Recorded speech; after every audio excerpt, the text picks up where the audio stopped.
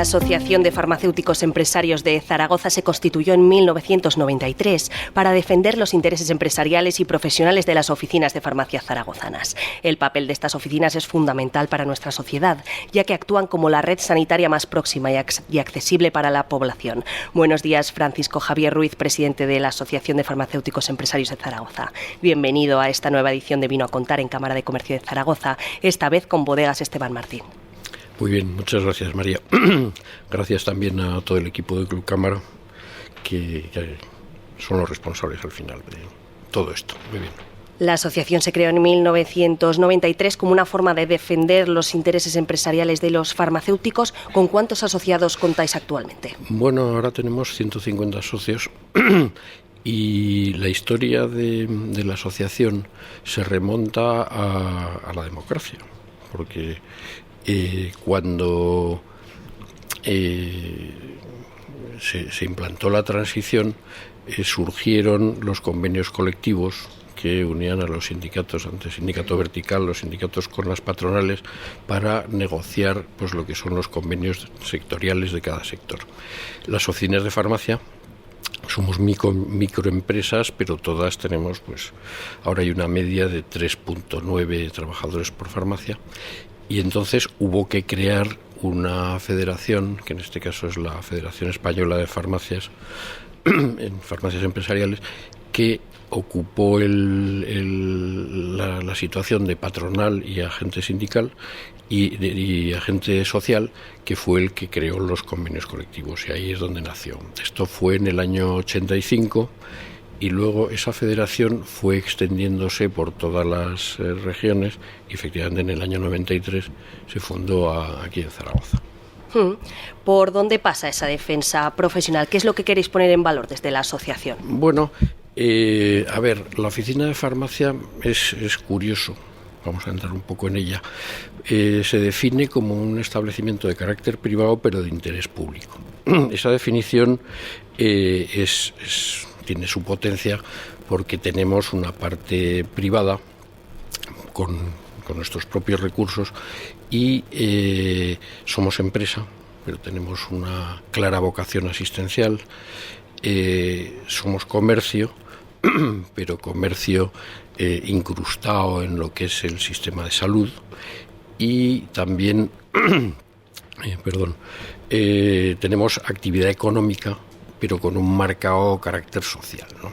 Entonces, yendo a tu pregunta, tal y como decía de DKV, somos empresas enfocadas al servicio de las personas y a pie de calle, ¿no? Luego tocaremos esto un poco. En cuanto a lo que hace la asociación, bueno, pues hay que sustanciar la parte empresarial de la farmacia, ¿no? Y entonces nosotros estamos aquí en Cámara y estamos en COE, que en un principio pues la farmacia era un poco reacia a estas cosas, ¿no? Pero tanto Cámara como COE al final han entendido lo que la farmacia hace, y entonces pues colaboramos en formación, en imbuir el espíritu empresarial a las farmacias, que cada vez es más profesional, por decirlo de alguna manera, y por ponerte algún ejemplo, recurrimos a COE y a las farmacias y a la Cámara cuando se iba a hacer la reducción de jornada. Porque claro, la reducción de jornada, esto es un tema que se promovió desde el Ministerio de Trabajo, pero era un asunto de para todos café. Eso a nosotros era un tema que nos afectaba sobremanera, ¿no?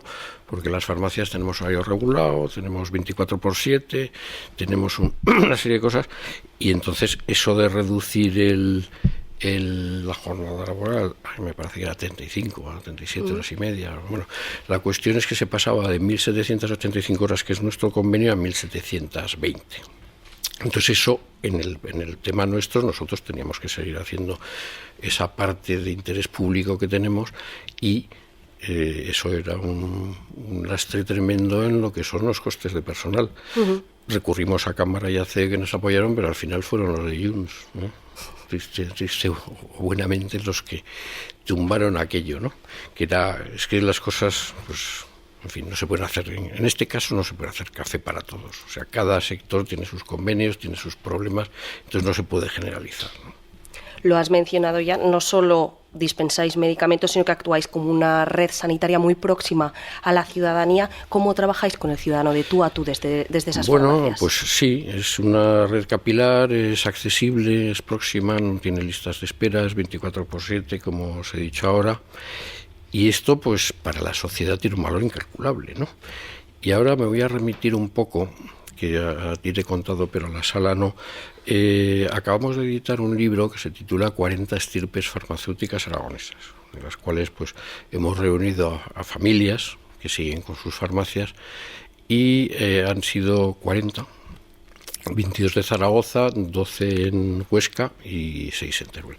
Y lo que nos ha llamado pues poderosamente la atención es cómo la farmacia del siglo XIX se parecía mucho a la farmacia de hoy, o sea, en lo que tú dices, ¿no? La farmacia ha sido siempre un sitio humanístico, ¿no? Con los remedios que había en cada sitio, ¿no? Por ejemplo, pues los antibióticos Fleming los descubrió en 1928, ¿no? O sea, que esto es una cosa muy reciente. Y entonces sí que uno de los valores de la farmacia es que ha mantenido su esencia, que es esa, la proximidad, la actuación humanística con el paciente, pues sin perder su esencia pues desde el siglo XIX, ¿no? Y esto pues nos ha llamado poderosamente la atención a los que hemos hecho el libro, porque pocas instituciones han perdurado tanto con un modelo pues muy similar, ¿no? Por algo será.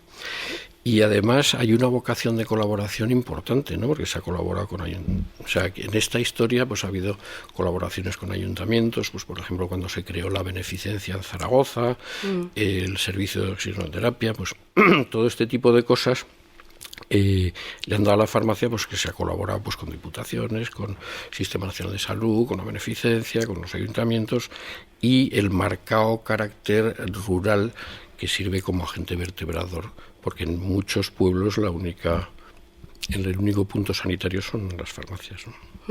Ahora también, más allá de enfermedades comunes, hay que enfrentar nuevos retos, como pasó con el COVID. ¿Cómo se vive un episodio como este y cómo se sigue asegurando la atención, ¿no? Esa atención tan cercana que nos comentas? Sí, efectivamente, el COVID fue un asunto que antes lo había nombrado, pues terrible, ¿no? O sea, ahora lo vemos que ha pasado ya, pero aquello recuerdo que fue terrible. Y además el comportamiento de la farmacia fue excepcional. No es porque yo sea farmacéutico, pero fue excepcional porque yo recuerdo, pues, cuando estábamos allí, porque hay que retrotraerse entonces que los centros de salud estaban cerrados, la gente no pedía, la gente que no me toca, tal. Y entonces hicimos una verdadera tarea de proximidad, porque salvo en aquellos medicamentos, porque hay que recordar que medicamentos como el paracetamol o el ibuprofeno, pues hubo desabastecimientos importantes, y entonces nosotros fuimos los garantes de que la gente se fuese a casa con su tratamiento, ¿no? Y eso es muy importante y da mucho valor a lo que es la red, ¿no?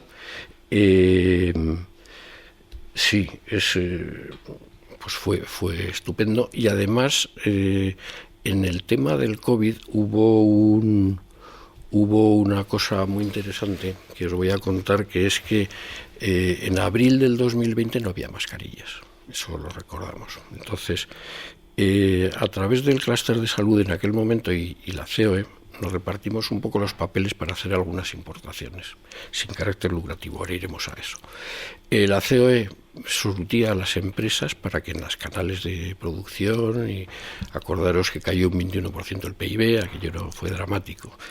Y nosotros nos abanderamos con 3 millones de mascarillas que las pusimos en manos de Allianz Healthcare, y sobre todo Allianz Healthcare y Novaltia, y se repartieron las mascarillas a todas las farmacias capilares, las 740 farmacias de Aragón, al mismo precio. ¿Esto qué quiere decir? Pues que se está ahí, y una de las virtudes de la farmacia durante toda su historia es que es una cadena, una red fiable, es fiable. O sea, ahí se vendieron en el mismo precio en Palomar de Arroyos las mascarillas que en el Paseo de la Independencia de Zaragoza, ¿no? Y eso pues es muy importante, ¿no?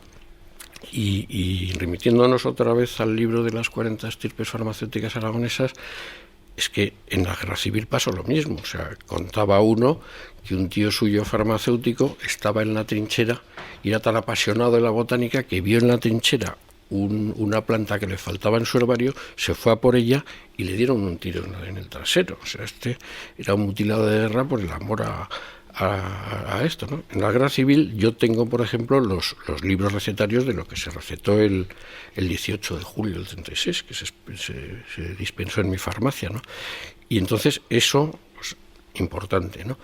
Las epidemias de cólera, pues pasó lo mismo. Las epidemias de cólera, la gripe española de 1918. Pues bueno, las farmacias siempre han seguido así.